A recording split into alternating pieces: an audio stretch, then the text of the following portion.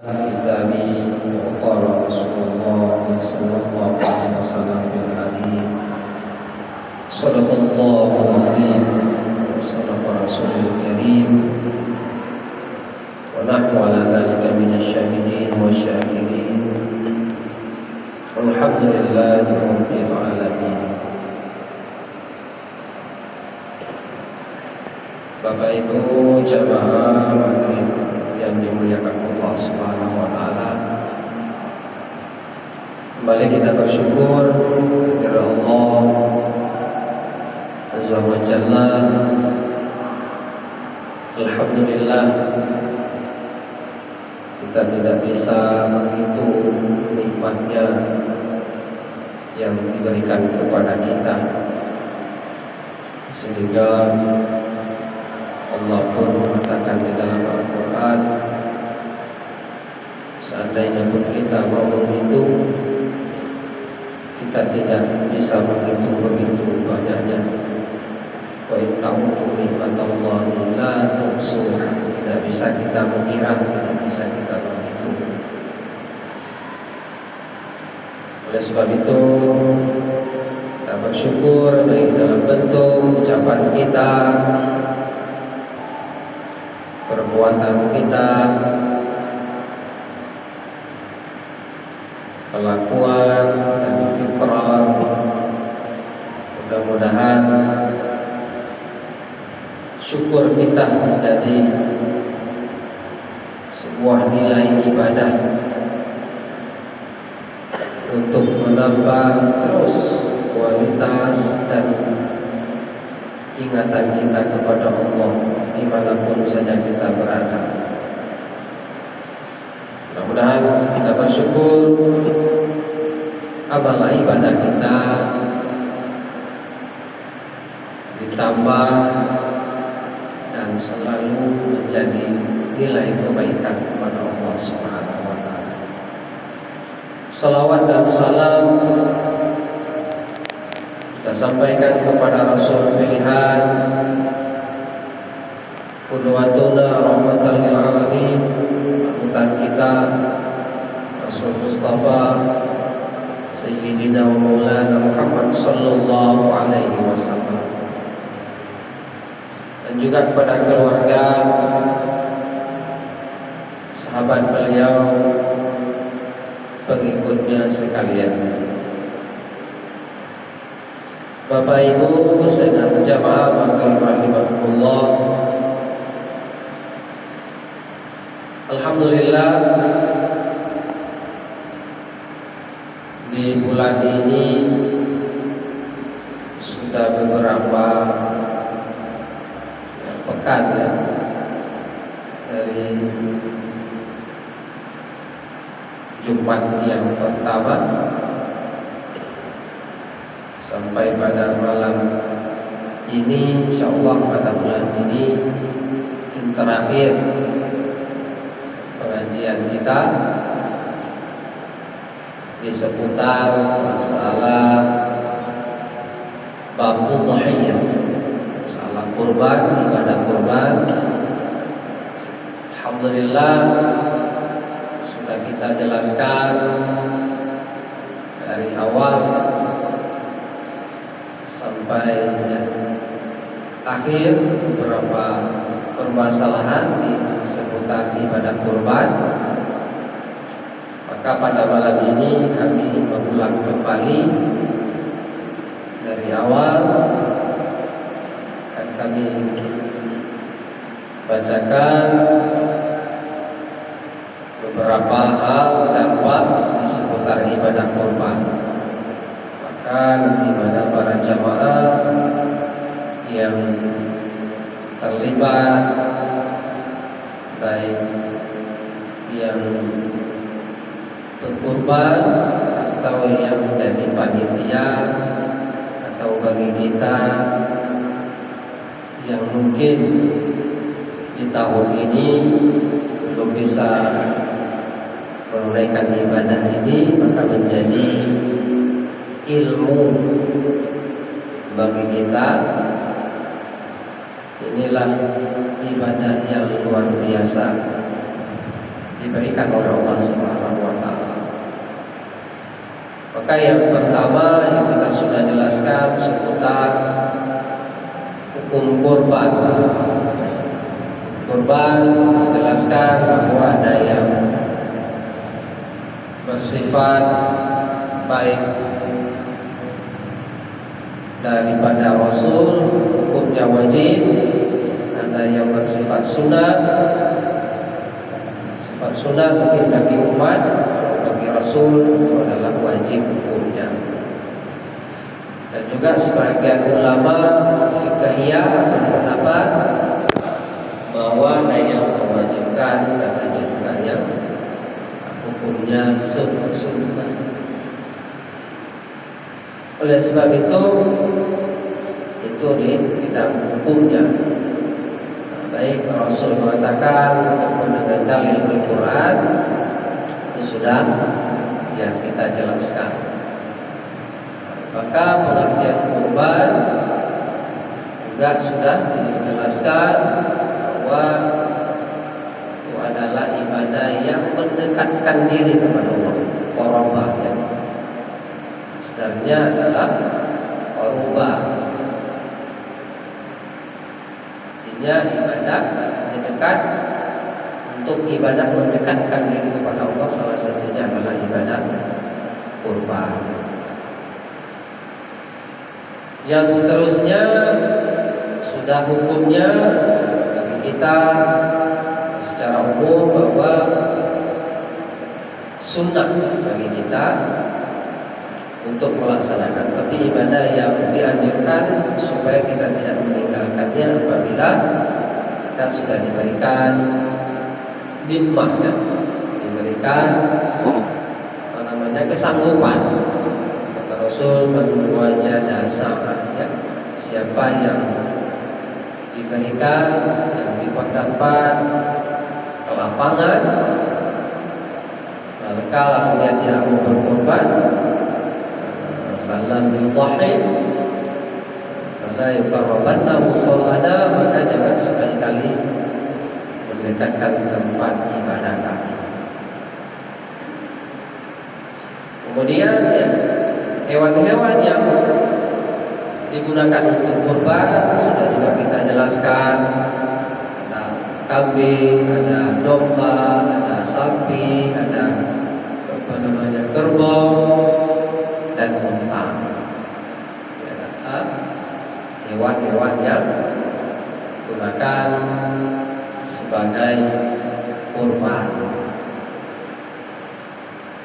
Kemudian waktu penyembelihannya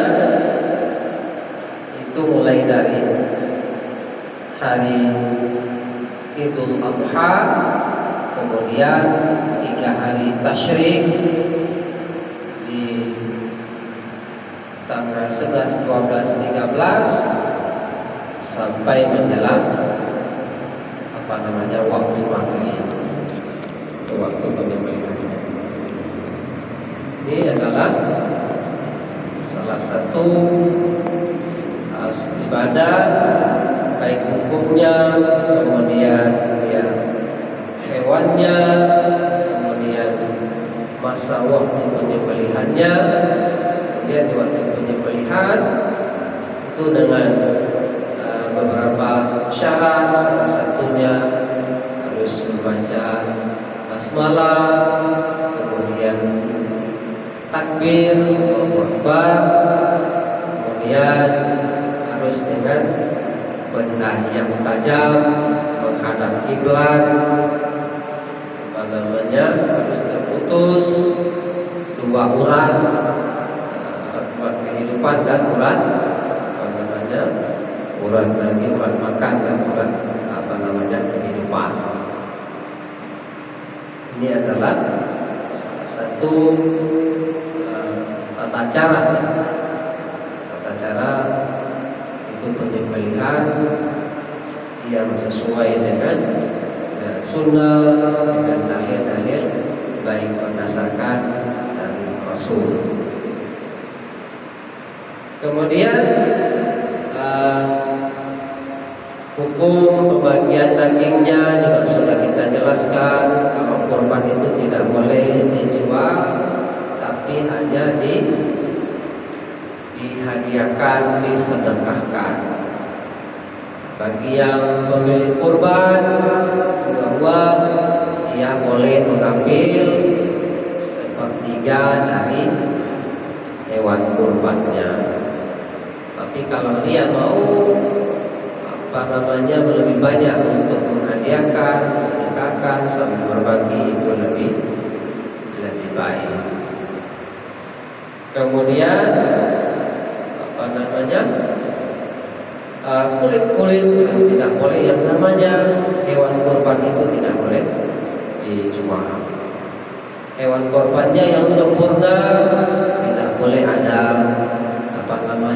cacat fisik, salah satunya ya kurus, sakit, pincang, dan kekurangan daripada sebagaimana misalnya ya ada tangannya tidak ada.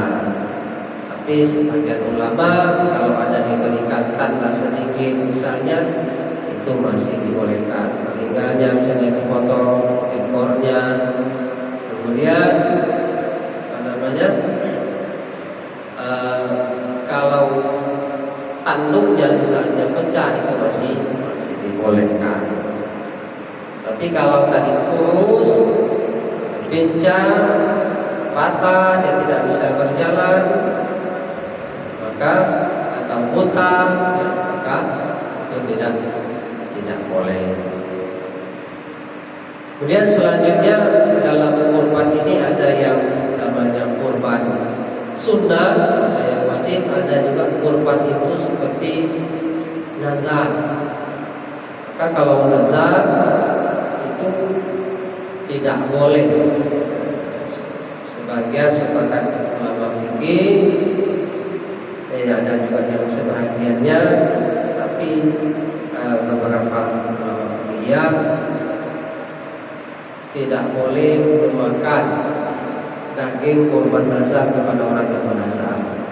Maka di situ jelaskan haram hukumnya orang yang bernazar memakan daging kurbannya, baik dia ataupun yang wajib dalam tanggungannya. Yang wajib dalam tanggungannya itu misalnya mungkin yang wajib dia nafkahi, tidak boleh untuk dimakan. Maka itu harus diberikan kepada orang lain semuanya. Yang namanya nazar itu wajib, baik seperti kalau di sini ya pembahasannya kurban, tapi ada nazar yang sering mungkin kita lakukan atau di tengah masyarakat. Nazar itu seperti ya puasa nazar, atau ada sesuatu kena musibah misalnya sakit atau hal-hal yang lain. Misalnya saya atau anak saya sembuh dari sakit, saya harus bernazar. Gantung nazar kita, kalau puasa atau hal-hal yang lain, memberikan sesuatu kepada orang lain, atau fakir miskin, atau yatim, atau hal-hal lain, maka itu wajib kita tunaikan. Apabila kita tidak melaksanakannya, maka itu berdosa. Tetap tuntutannya adalah wajib. Itu adalah nazar. Kurban nazar. Kalau kurban sunat, ya ada juga kurban sunat seperti yang biasa tadi, maka boleh disedekahkan, dihadiahkan, boleh ditambahkan. Bapak Ibu jamaah maghrib rahimahullah, barangkali ini untuk mengulang kaji kita, mungkin ada yang masih kurang boleh ditambahkan, atau ada yang mungkin ingin ditanyakan, masih ada waktu kita kurang sekitar 20 menit, maka kami berikan ya pertanyaan waktu. kepada jemaah kami persilakan. Mohon.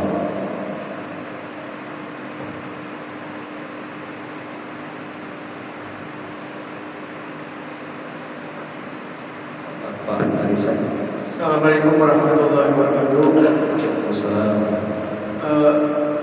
Mohon pendalaman kembali ke saya masih sedikit awam, bukan sedikit, banyak awamnya.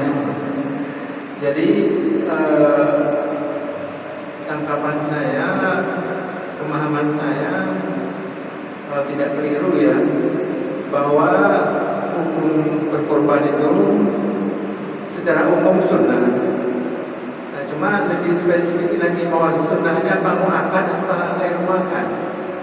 Nah, kemudian ada juga hukumnya wajib manakala itu korban nazar, korban nazar ya. Itu wajib hukumnya. Yang menjadi keraguan saya, salah satu sunnah berkorban itu adalah sebahagian, tidak boleh lebih ya, sepertiga, tidak boleh lebih dari sepertiga, kurang boleh. Itu sunnahnya dimakan ya oleh si berkorban. Tapi manakala korban itu wajib, mengapa tidak bisa? Apakah ini kontradiksi ya? Sunnah berkorban sepertiga bisa dimakan oleh si berkorban, tidak boleh lebih ya. Mengapa korban wajib tidak boleh sama sekali? Ini mohon pendalaman. Terima kasih. Assalamualaikum warahmatullahi wabarakatuh. Waalaikumsalam warahmatullahi wabarakatuh.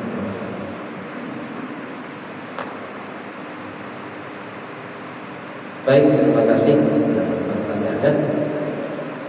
Yang pertama, ya, sebagaimana yang disampaikan oleh Rasul, bahwa kalau bagi Rasul bahwa korban itu wajib. Umirtu bin nahari wa huwa sunnatul lakum. Jadi Rasul diperintahkan untuk berkorban wa huwa sunnatul lakum, dan sunat bagi kalian ya, bagi kita dalam hadisnya. Kemudian pandangan ulama fikih bahwa sunnah, kurban sunnah itu boleh dimakan. Kemudian bagi kurban adalah sepertiga ya. Sepertiga itu memang sudah dianjurkan ya, disunahkan. Jadi bagi yang berkorban boleh memakan sepertiga itu. Kalau dia mau tidak mengambil sepertiga, lebih bagus. Mungkin ya pertanyaan Pak Arisa tadi, kenapa kalau korban sunnah ya, bisa dimakan ya. Sementara yang nazar ini tidak boleh ya. Kenapa? Karena ini adalah wajib ditunaikan. Memang kita lihat di sini, di malam juga mungkin ya, mungkin ada di dalil-dalil hadis, tapi kalau di dalam fikih memang belum, insyaallah mungkin ini akan menjadi bahan kami juga ya hadisnya. Tapi ini kalau pandangan ulama fikih dijelaskan bahwa apabila seseorang bernazar dan menyembelih kurban, maka hari itu menjadi wajib kepadanya sebagaimana nazar-nazar yang lain, dan dia wajib menyedekahkan semuanya, tidak boleh dimakannya dan tidak boleh dijualnya sekalipun kulitnya. Memang di dalam fikih Wahab Zuhaili, fikih Islam Wadilan itu, dan juga beberapa kitab fikih yang lain, di sana menjelaskan bahwa haram ya, haram hukumnya. Ini insyaallah mungkin juga belum Ya mungkin keterbatasan kami belum banyak mungkin dengan waktu yang begitu luas untuk kami bisa melihat yang lain tentang dalil hadisnya ya. Kenapa tidak bisa dimakan ya? Maka di sana itu dijelaskan bukan hanya saja orang yang berkorban, tapi yang tanggungannya pun tidak boleh. Misalnya yang wajib kita nafkahkan, misalnya anak, ya istri, ya, apa namanya? Pokoknya yang wajib dalam kita nafkahkan dalam tanggungannya dijelaskan dalam ini. Tapi kami lihat mungkin belum lagi mungkin di dunia lain ya. Hadis yang melarang, kenapa tidak boleh? Apakah karena wajib itu tidak boleh karena dia yang melafazkan atau yang menunaikan itu keluarganya begitu juga. Pokoknya yang wajib dalam tanggungannya. Maka di sana dijelaskan tidak boleh haram hukumnya. Jadi insyaallah lah akan beritahu mungkin hadis-hadisnya ya, apa ilatnya. Mungkin sebagian itu karena nazar itu wajib, itu wajib memang, tapi untuk memakannya itu ya tidak boleh. Maka haram hukumnya dia yang menazar, dia yang memakan ilatnya. Kenapa? Mohon maaf, kalau mungkin ada yang menambahkan atau ada yang sudah menjumpai, maka boleh kita saling apa namanya ini bertukar pikiran tentang kenapa yang ilatnya, sebabnya tidak boleh. Apakah karena wajib bagi dirinya melaksanakan tidak boleh itu mengkonsumsi atau makan. Kali ini sebagai tambahan yang bisa kami jelaskan. InsyaAllah di lain waktu akan kita jelaskan atau ada yang bisa menambahkan, boleh saling berbagi.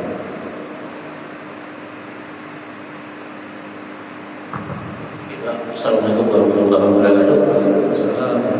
Ini sangat menarik juga ini masalah wajib. Ini kan sekarang ini lagi generalnya kita berkorban berkelompok.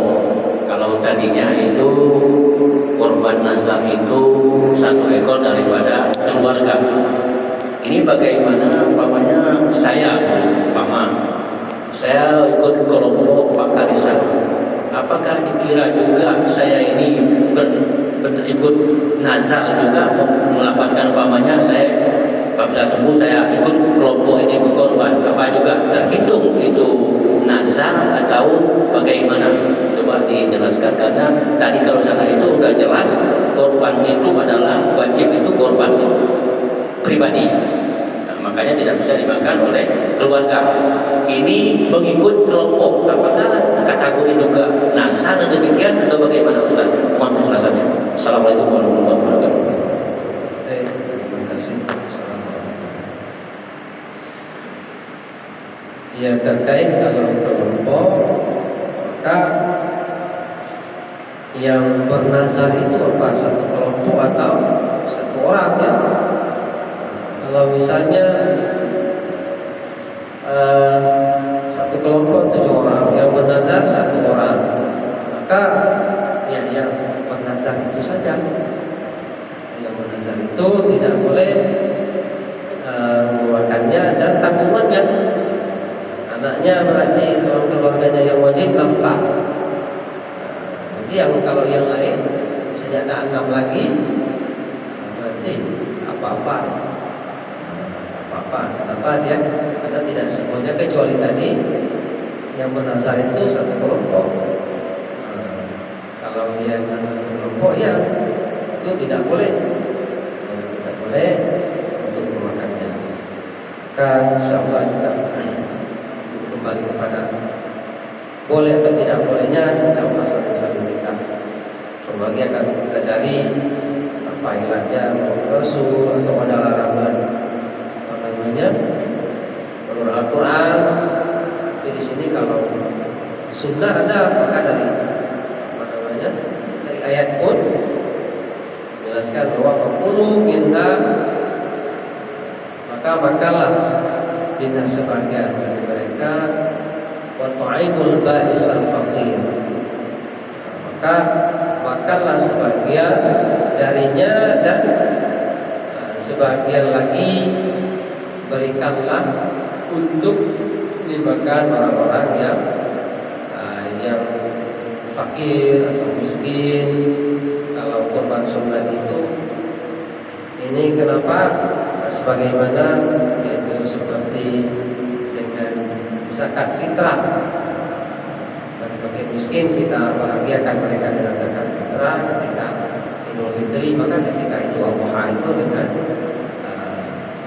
saling berbagi yaitu dengan ibadah kurban.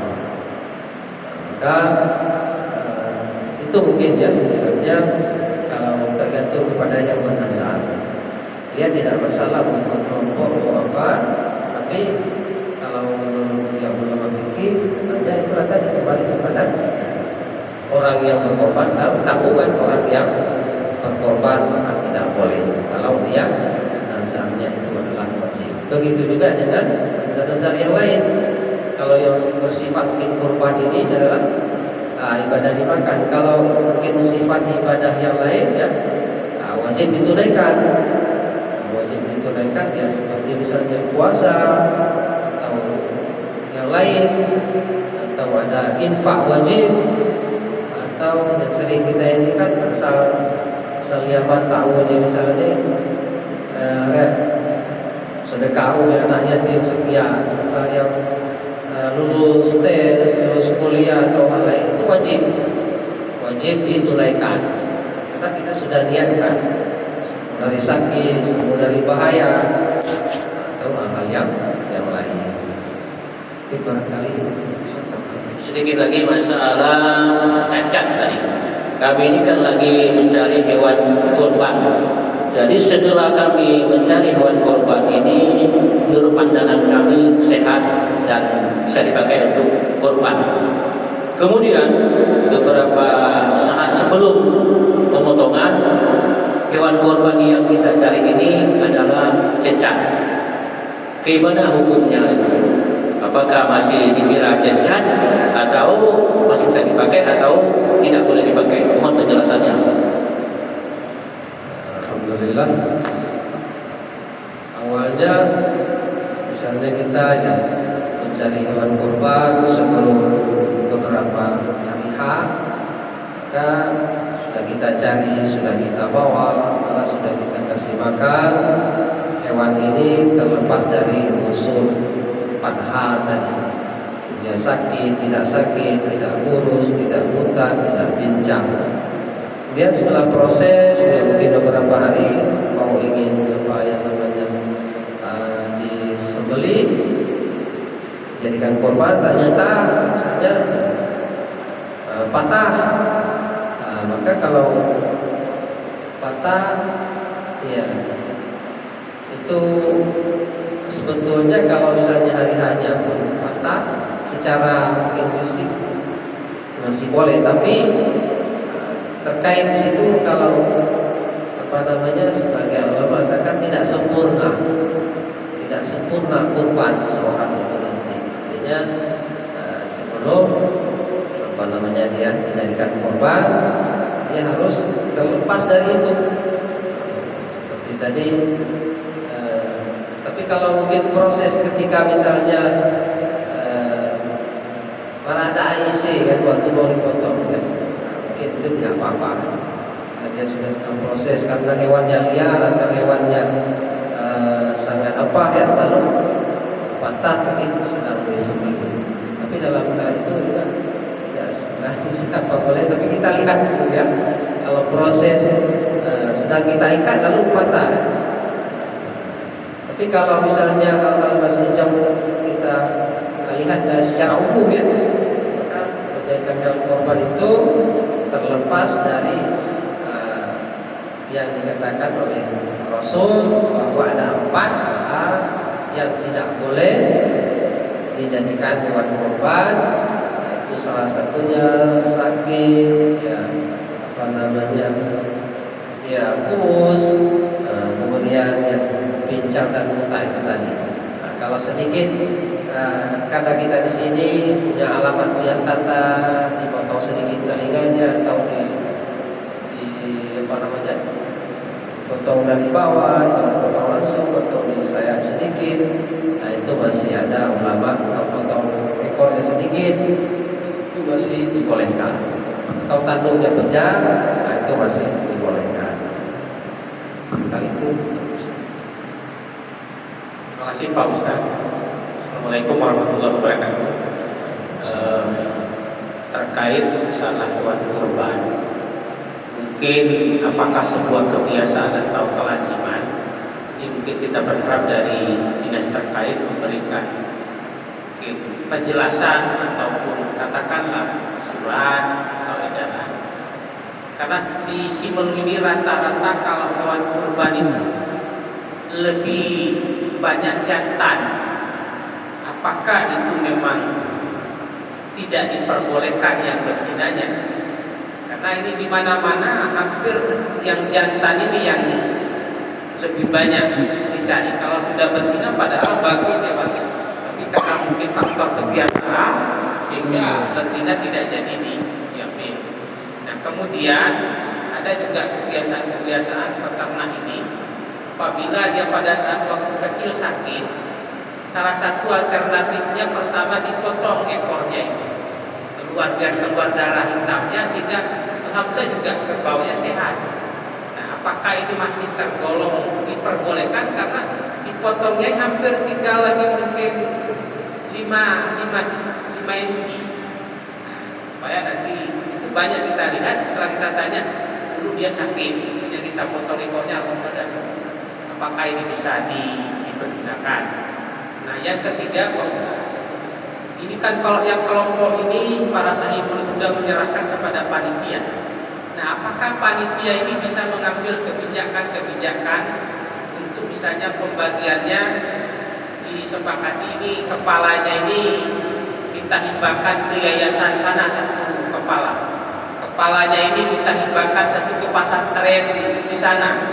Tapi ini adalah sebuah kebijakan panitia, sementara yang sahibul ini barangkali ya apakah setuju atau tidak, tapi karena sudah diserahkan kepada panitia yang mengambil kebijakan. Apakah itu diperbolehkan? Penjelasan. Terima kasih. Assalamualaikum warahmatullahi wabarakatuh. Waalaikumsalam warahmatullahi wabarakatuh. Baik, akan lanjut terkait itu memang kita di ini salah satu tadi yang pertama yang sering memang kebiasaan yang dijadikan kurban itu adalah hewan yang jantan ya, jantan. Secara apa namanya umum ya, sama boleh baik jantan ataupun betina ya. Secara ulama fikih ya, tidak salah boleh. Tapi kenapa harus diutamakan jantan? Karena jantan itu dia bobot dagingnya lebih banyak,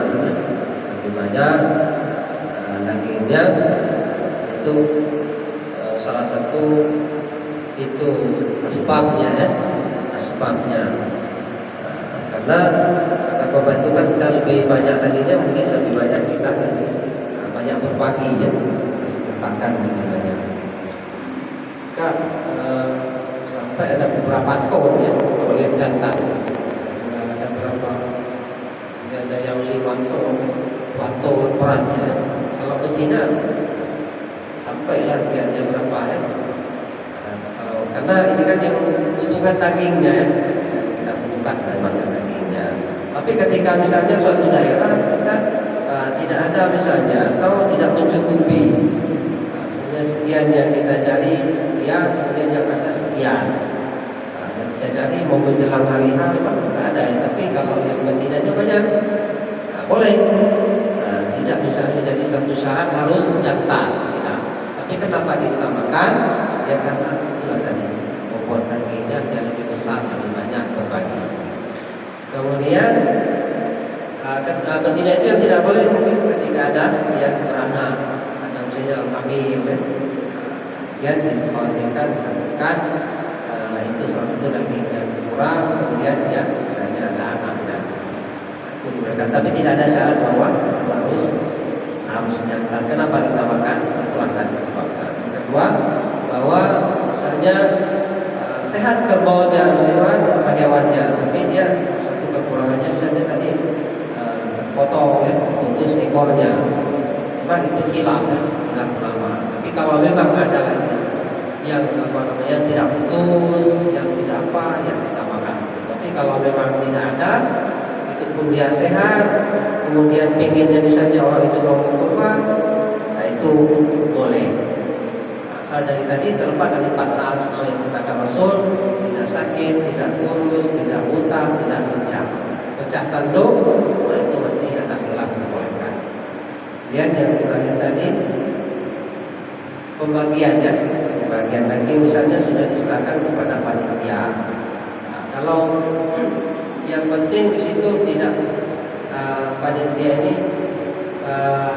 istilahnya mengambil ya seperti tadi dia kebijakan panitia dia jual misalnya, dia baik kulit baik dagingnya, atau dia ambil bagiannya untuk dia lebih banyak misalnya, ataupun misalnya satu banyak kakinya atau pahanya. Tapi kalau misalnya untuk yang betul-betul membutuhkan, misalnya ada anti asuhan, anti miskin, atau ada kondom, kita serahkan ke sana, namanya itu ya kalau paling tidaknya untuk pembagian itu kan sudah diserahkan panitia. Tapi kalau misalnya mau izin, lebih baik. Jangan nanti yang punya korban mana apa namanya hewan korban kita ada nampak di sini. Nah, itu secara syarat memberitahukan itu boleh. Yang penting hewan korban itu sudah disedekahkan. Terkait dengan panitia kebijakan itu, nah itu boleh koordinasi asal dibagikan asalnya kan. Nanti lebih banyak di sini ada untuk disedekahkan. Soal tadi terkait dengan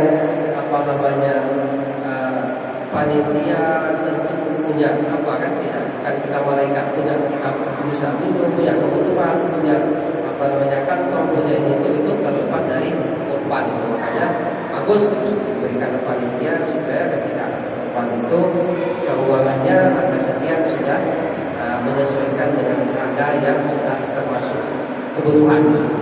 Kan tidak boleh mengambil dari korban untuk sebagai panitia.